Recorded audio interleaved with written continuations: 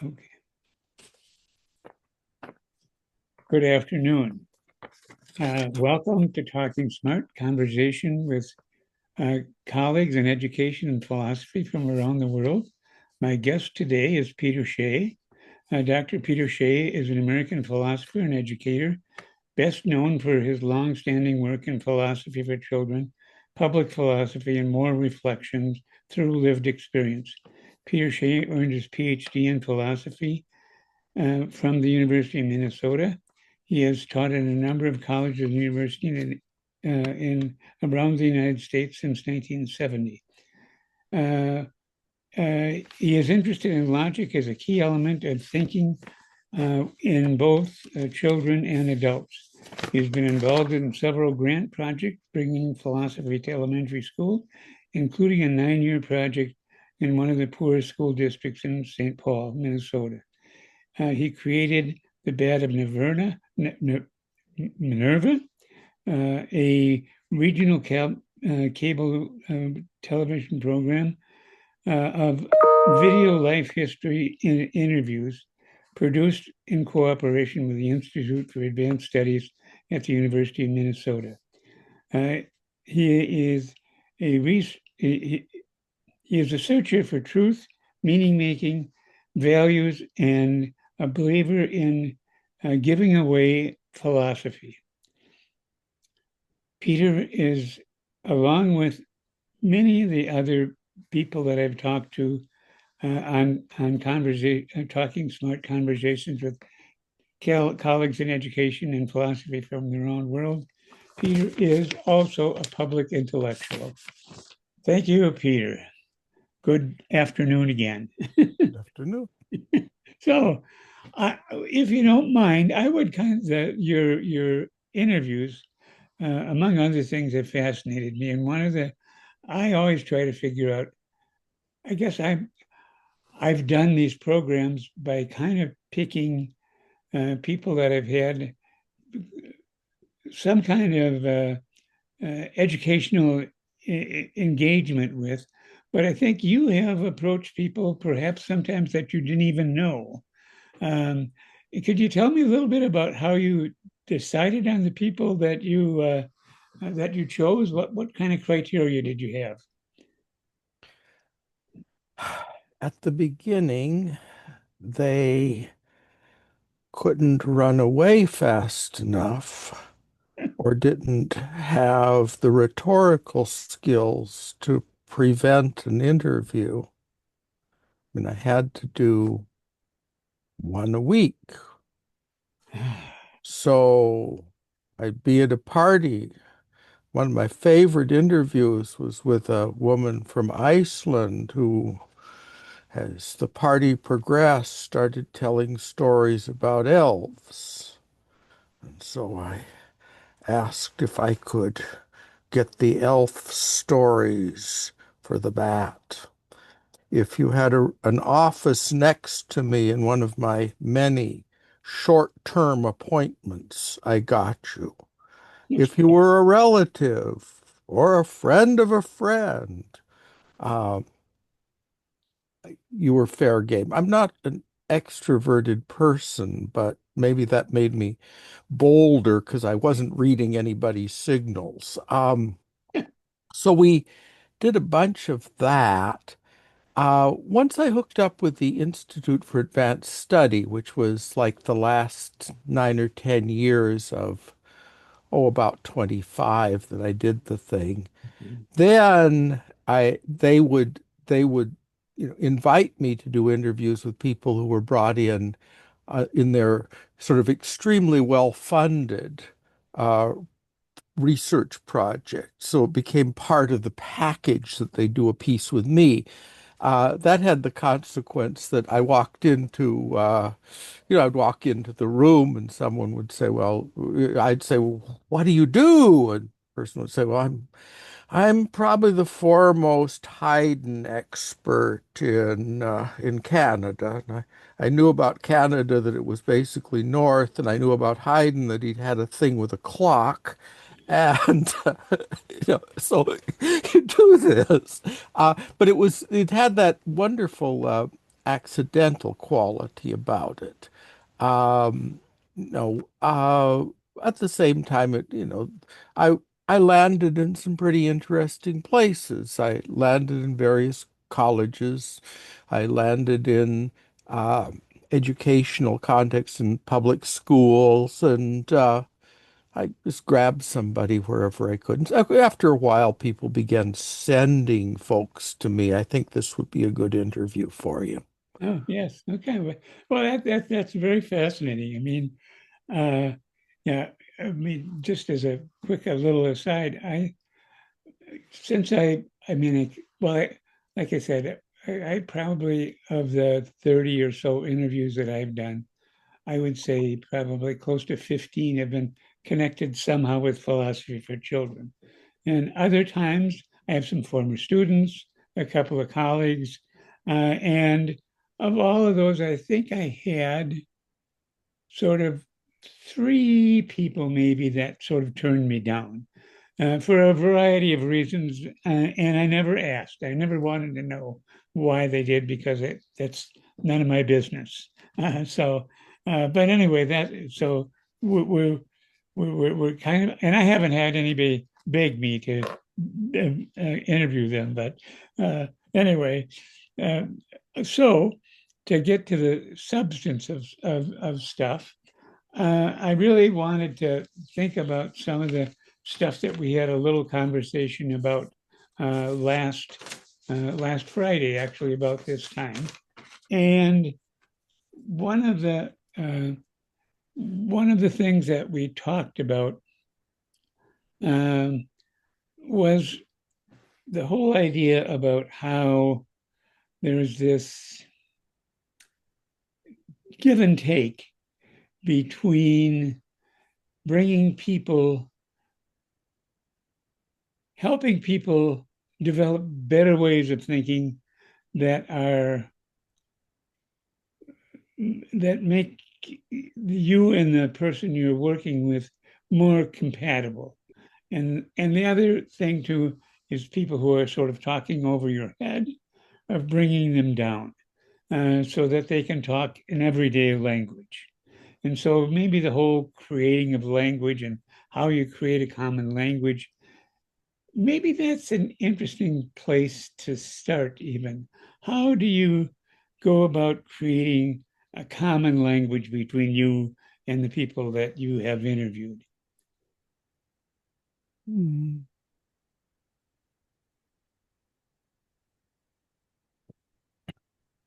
Well, um, my I came to the idea or the strategy of asking them to talk for about 10 minutes before I said anything. Um, and while they were talking, I was noticing what they might want to say more about. So I didn't have to say very much about who I was or what I was thinking. I could just sort of play off of the things they were saying and say, could you say more about this? Or I didn't quite understand that. Um, that worked very well for me. I think with sometimes with quite exalted guests, and I had a few of those. Um, it's just a matter of convincing them I really didn't know what they were up to.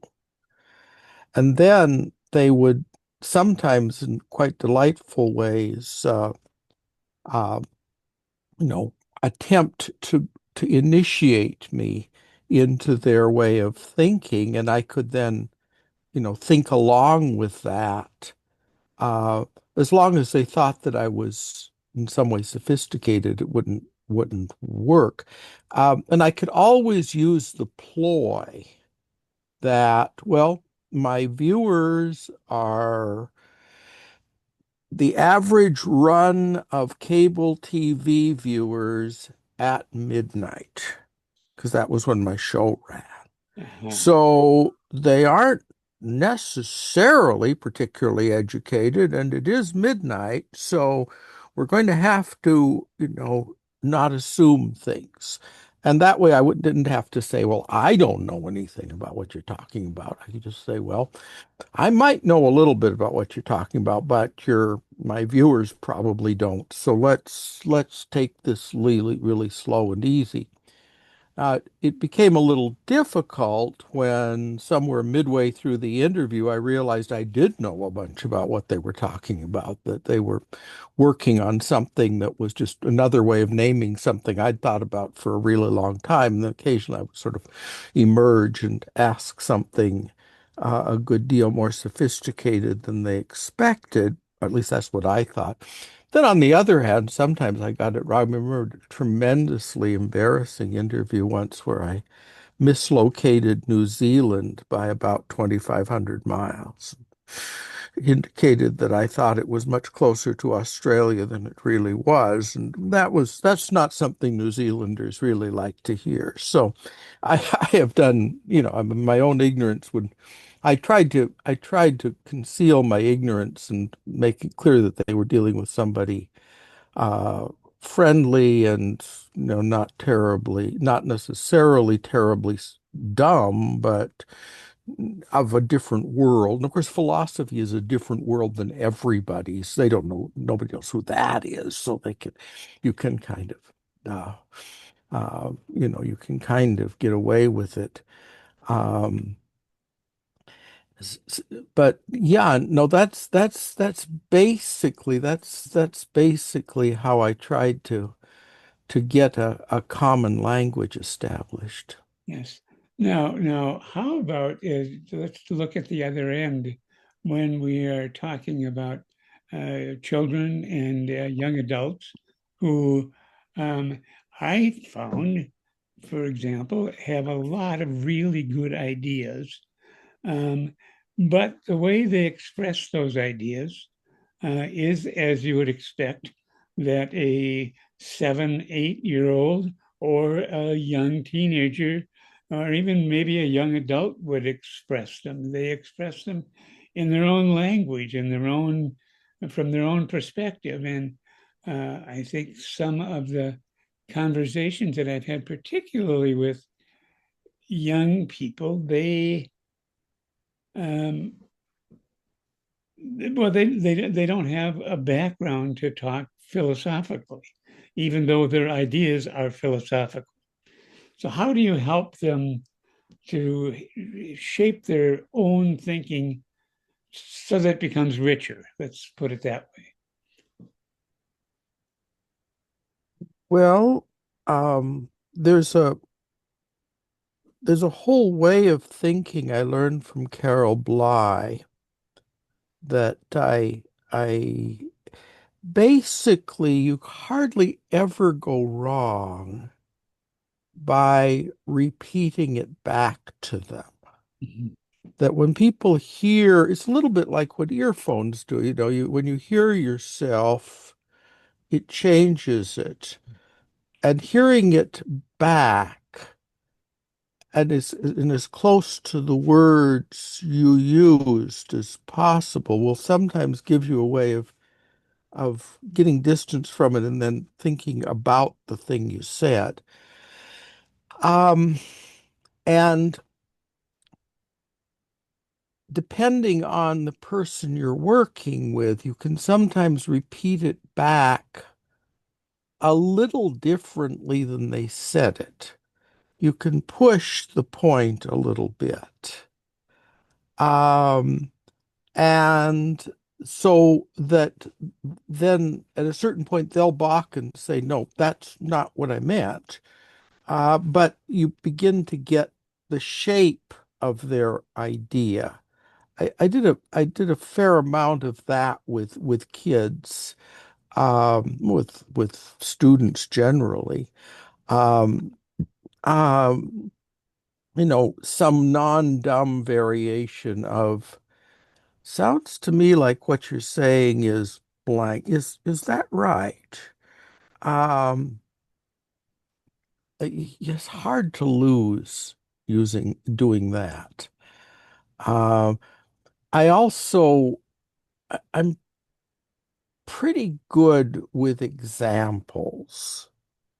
And if I can take an abstract thing and get it down to an example, I can usually find my way into however it is someone's thinking.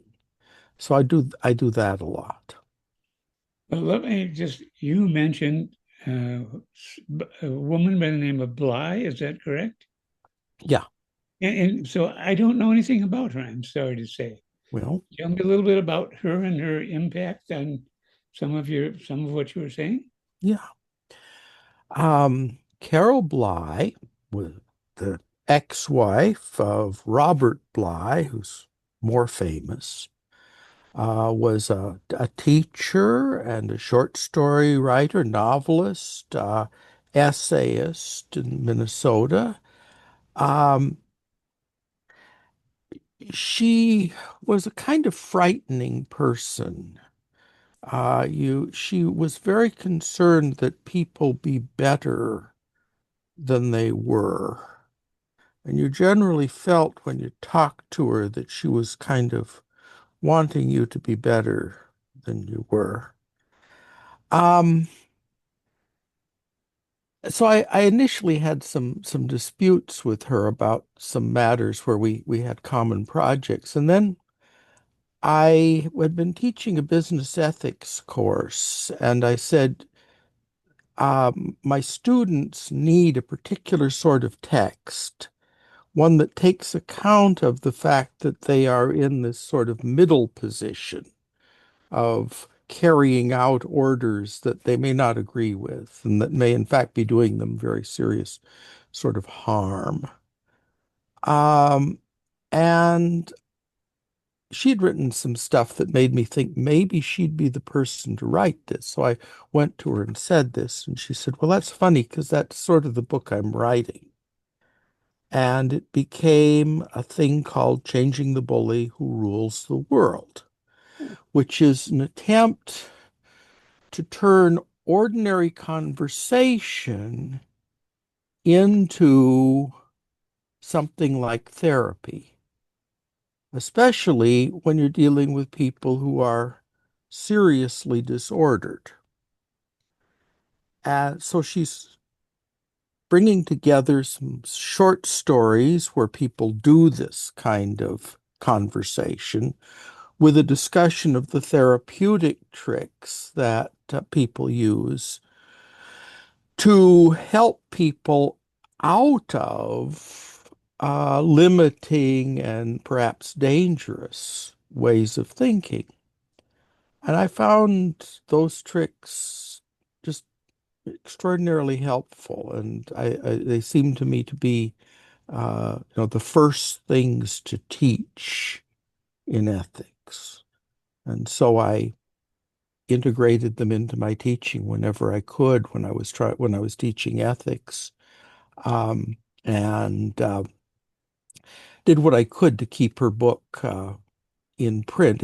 It's available. You can have the whole thing on your desktop in under 30 seconds if you go to the open library. Okay, yes. So it's a it's a book with I mean it should be shorter and it should be more controlled. It's not, I think, as well edited as I would like it to be, but there's nothing like it. Uh, so Carol Bly was very important to me, and I kept sort of using this book every chance I got. I bought about 25 copies of it because I figured it would go out of print someday, and I just needed to keep using it. I remember once at McAllister, a student, good student, hated it so much that when her next book appeared at the bookstore he was working at, he hid it. she, she, she brought out various attitudes in people, but I came to think she was she was real in the way that Plato was real, and in a very, very large presence and really trying to make people better and convinced that there were tricks out there for making people better if you just, studied how therapists do stuff and then applied it. Um, so, Well, I'm sorry, I get distracted by uh, offhand comments. So, was the student a bookseller at the Hungry Mind? Barnes and Noble, I think. Oh, okay. Barnes Okay, and I Noble. think when I think of McAllister, that was such a great bookstore, but that's Yeah. neither Yeah. here nor there. But yeah, that was a favorite stop when that was still the original Oh uh, yeah. campus bookstore. Uh, Yeah, it was a great very fond of it. They were a sponsor of my television show for a while. oh, wow. In the early days of the store, they had it was a little tiny place and they had, you know, tea on for the neighborhood kids who came by. It was a very very friendly and funny place, kind of dear. Yeah, oh, yes. Well, that's fascinating, and again, this is just an aside, but uh, when Rita and I were just before we were married, we took a course at UWL on poetry, and one of the poets that was a visiting poet was Robert Bly. So we got to hear him read some of his poems and talk with him back in 19 late 1960s anyway. So, but that was a great experience, and it's nice to make that connection. I will certainly look up Carol's book. It really sounds fun. So, and I think that well, this is. I mean, there's a whole rich area to talk about in terms of some of your projects and the whole general area of philosophy and stories. I mean, um, I I think and stories and teaching in general. And again, one of the things, and in the spirit of what we're talking about, I taught an introductory psychology course, which I had a short story for every chapter in the book. And so we looked at all things and then tried to piece the stories and the ideas of the stories together with the ideas. And that was so helpful and such a rich teaching experience for me. But so let's just talk a little bit more about philosophy and stories.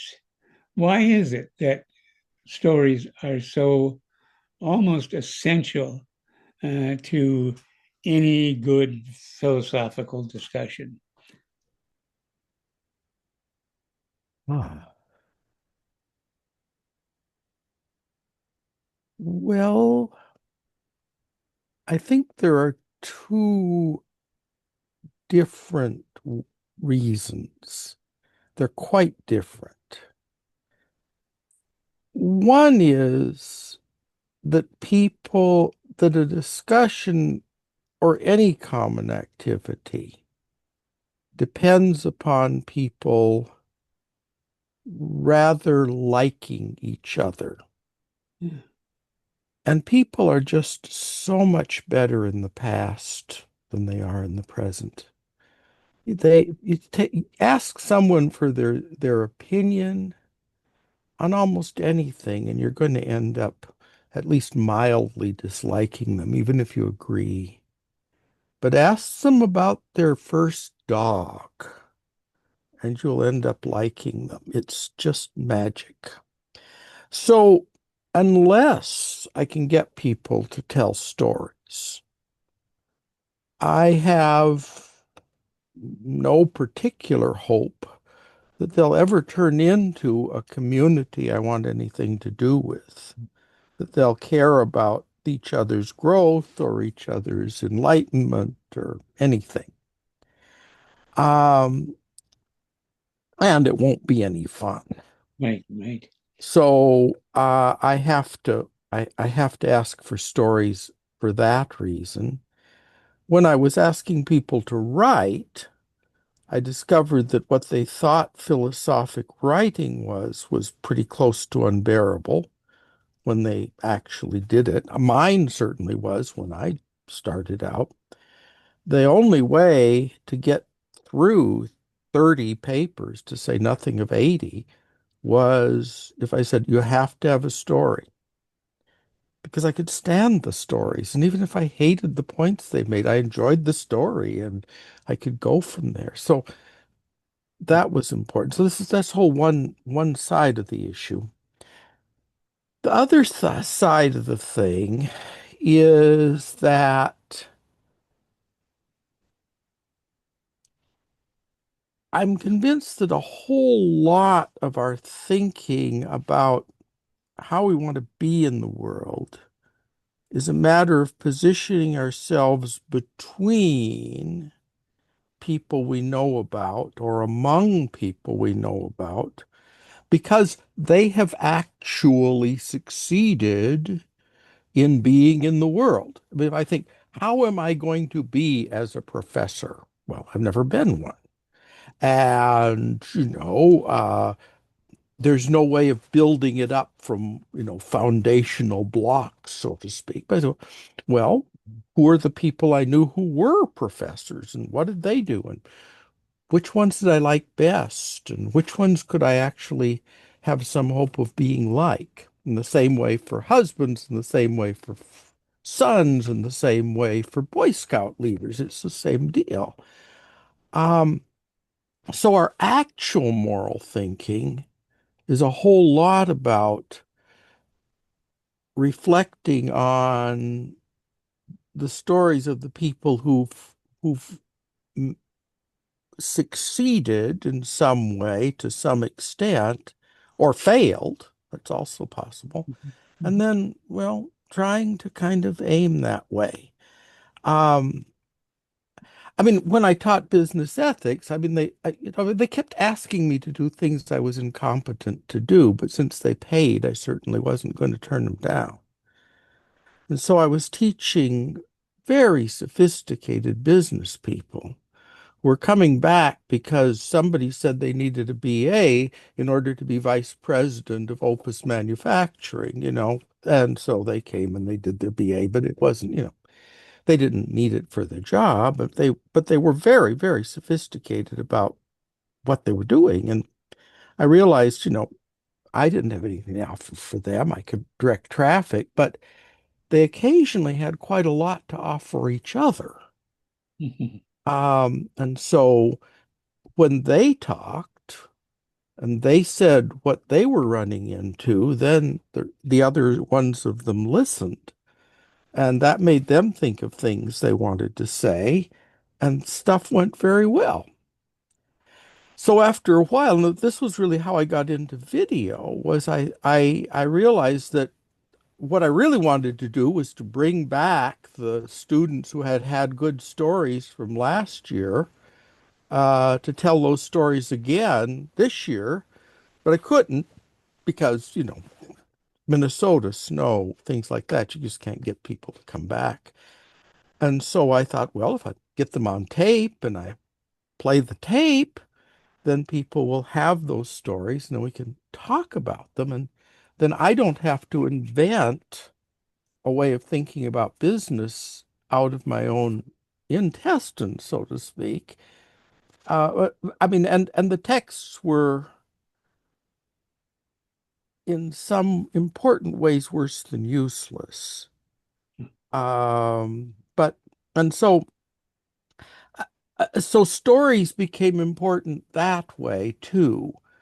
And I eventually did a thesis in which I tried to pick out to show that within what you call the introductory ethics curriculum, the canon, what teachers will use at some little college to teach introductory ethics, there's frequently a kind of underground tradition of talking about lives and making lives in one way or another central to the enterprise. It's never loud, but it's frequently there.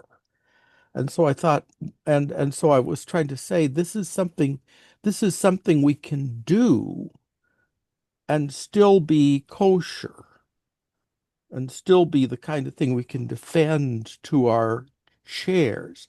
I mean, it seemed to me to be the only way to teach ethics, especially the only way to teach professional ethics that made any sense at all, unless I happened to be a professional, which I generally wasn't. So, um, but my part of the goal of the thing I wrote was to make that acceptable by talking about how some people who were thinking about these things and who were respected had sort of snuck up on this idea. So those are two ways that stories have come in for in my stuff. I there's a lot of documentary stuff. I use a lot of my own interviews.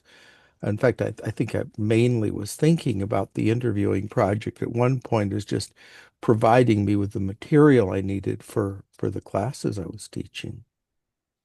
Well, let me see if I can recapture that just in a couple of words and then maybe continue on a little bit about this. And so your two unrelated, or on the surface at least unrelated points, are that people like to tell real personal stories or stories about beginnings of something in their life because it allows them to reflect back on their life.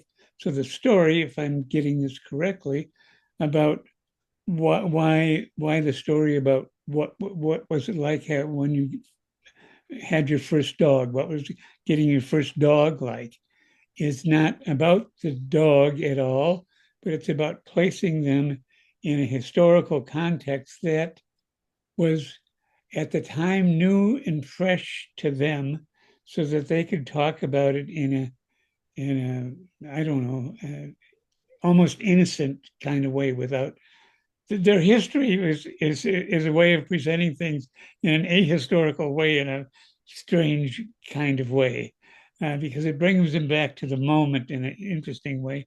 And that opens up grounds for community and likeness for building a classroom community.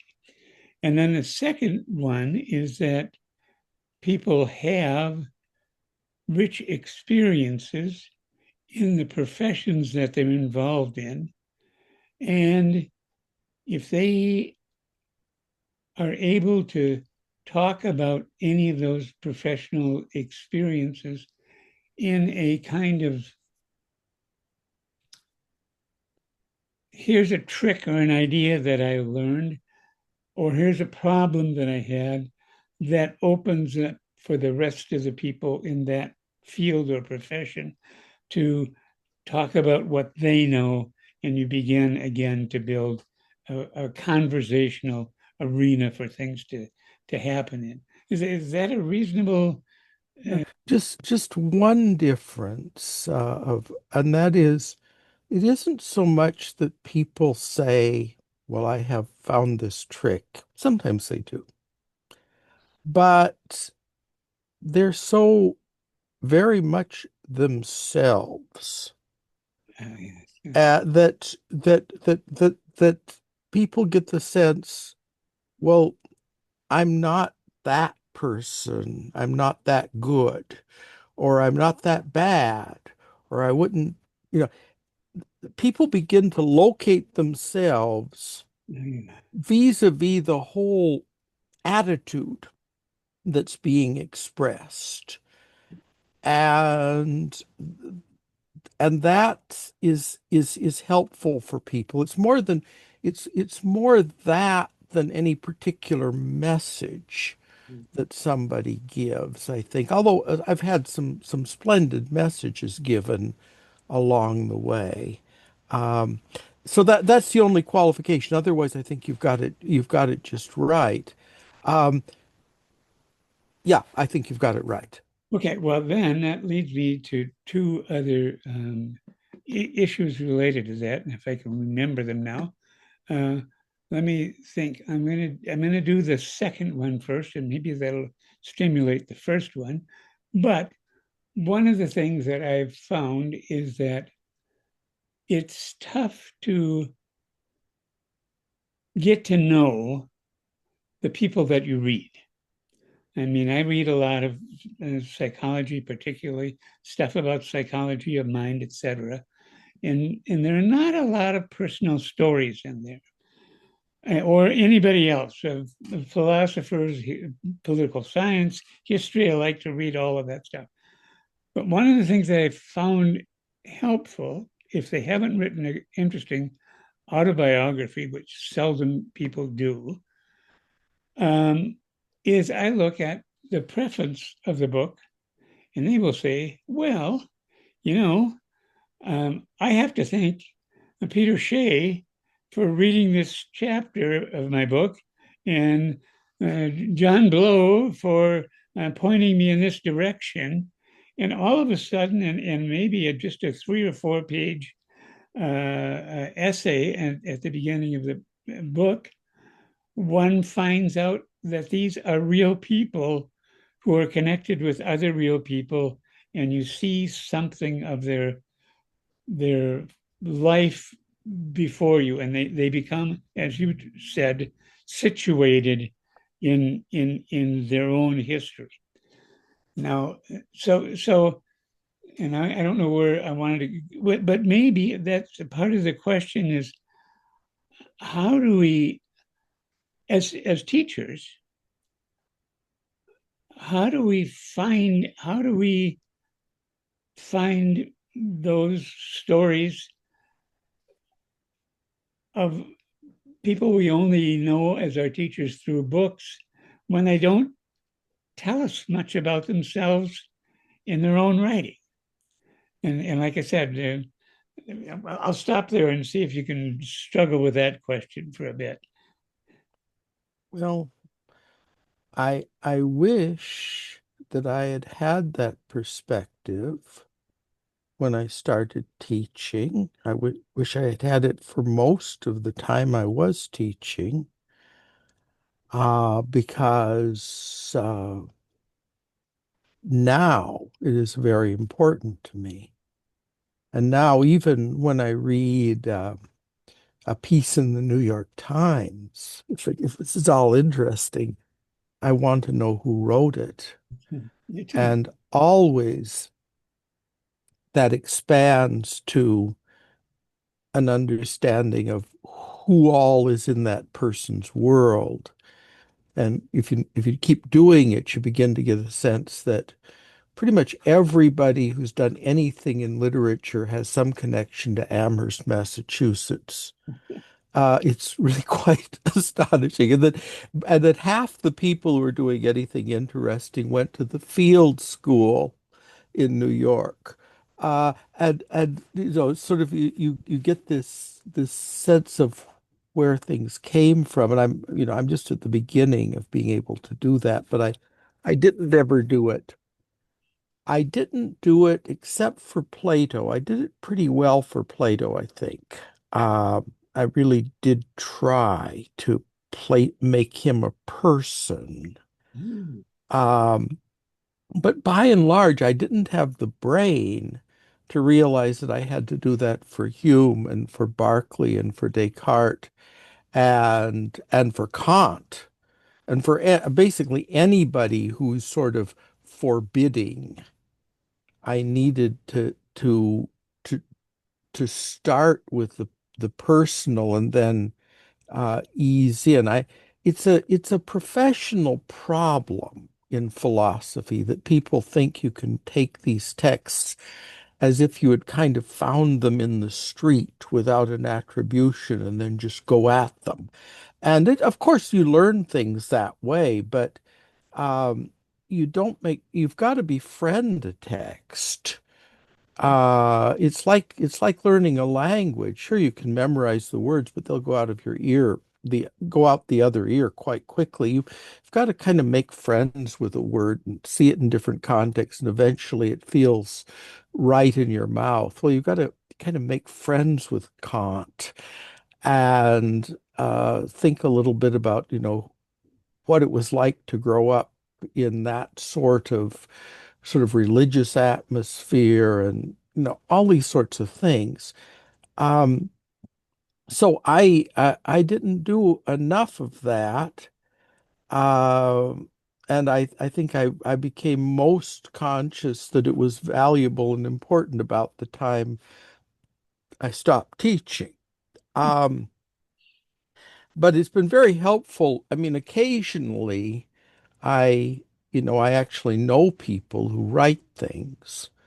And then I can make the connection very clearly uh, between the person. I mean, it was valuable to know Matt Lipman, and then to you read the things and you have a sense of how they came about and also how seriously to take them. I remember just one story that was important for me. I remember struggling with an article by Richard Wollheim on emotions from Amelie Rorty's wonderful anthology on explaining emotions. There was this Wollheim piece, and the beginning of it just didn't make good sense to me, and I couldn't put it together with the rest of the thing. So I met him once and I asked him about it, and he came as close as I've ever heard anyone substantial say to saying, "Well, I kind of wrote that on the bus." They needed an introduction.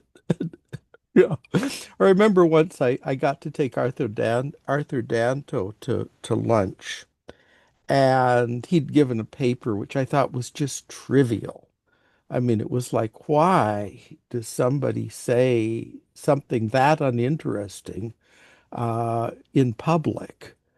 But I didn't, of course, confront him, but I did kind of ask about the paper, and he said it was so that was the hardest paper I've ever written. I just couldn't get it right. And I said, this thing that seemed to be just a trivial point was to him something he was laboring over and working on and not being able to quite say it. And I thought, this is interesting. Um, so that's the kind of I think you're absolutely right that it makes an enormous difference with almost anybody you read to have them located. I'm absolutely fanatical now about knowing the year of somebody's birth. I really want that because it there are all sorts of destiny tied up in whether you were born in 1917 or 1923. It just changes everything. Uh, and I want to know that.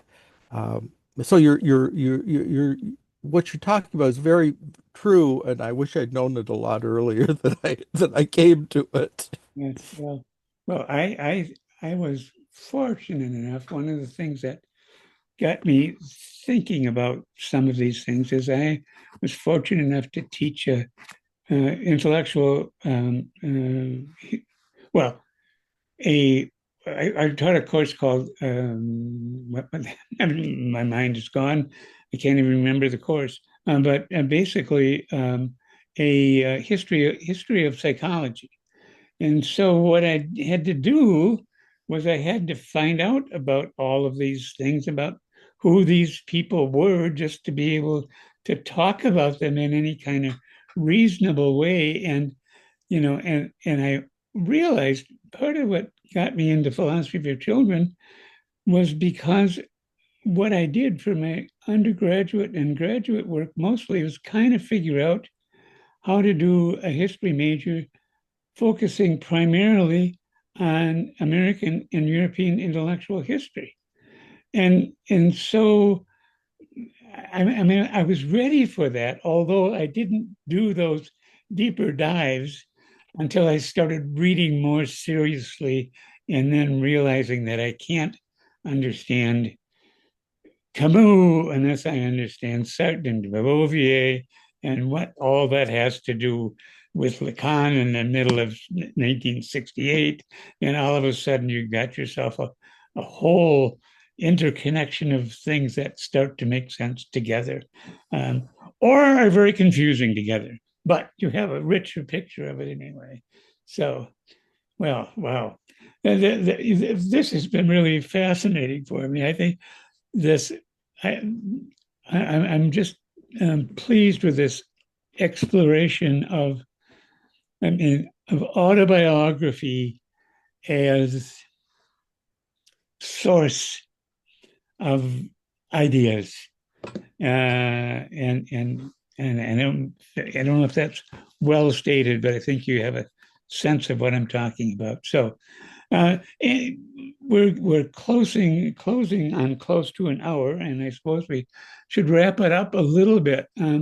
So, do you have any kind of closing remarks to make as we uh, end our conversation here? Mm. Yeah.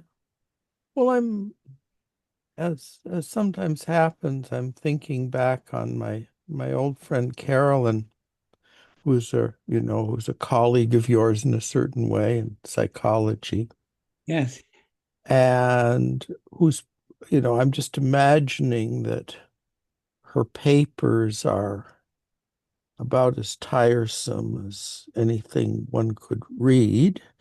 I haven't gone to search them out. And, I think about the work that she's done to